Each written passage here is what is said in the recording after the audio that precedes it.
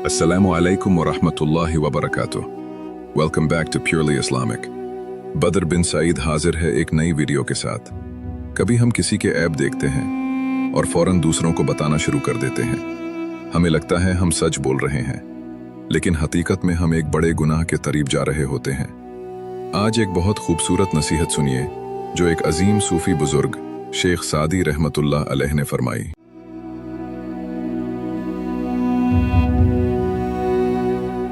शेख सादी रहमतुल्लाह अलैह फरमाते हैं, जब आप मुझ में कोई ऐब देखो तो मुझसे कहो, किसी और से नहीं, क्योंकि इस ऐब को मुझे बदलना है, किसी और को नहीं।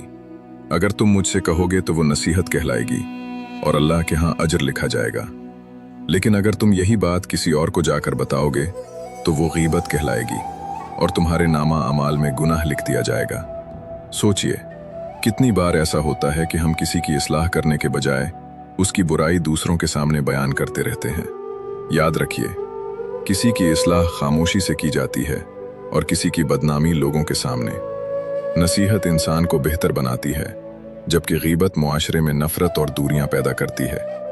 इसलिए अगर किसी में कोई कमी नजर आए तो उसकी पीठ पीछे बात करने के बजाय मोहब्बत और खुलूस के साथ उसे खुद समझाने की कोशिश करें, क्योंकि यही तरीका इंसानियत भी है और दीन की तालीम भी।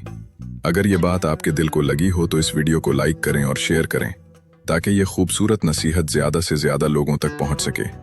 और कमेंट्स में ज़रूर लिखें, हम गीबत से बचने की कोशिश करेंगे। ऐसी ही दिल को छू लेने वाली नसीहतें सुनने के लिए हमारे चैनल को सब्सक्राइब करें और बेल आइकन ज़रूर दबाएं। अल्लाह ताला हमें दूसरों की इस्लाह करने की तौफीक दे और गीबत जैसे गुनाहों से महफूज रखे। आमीन।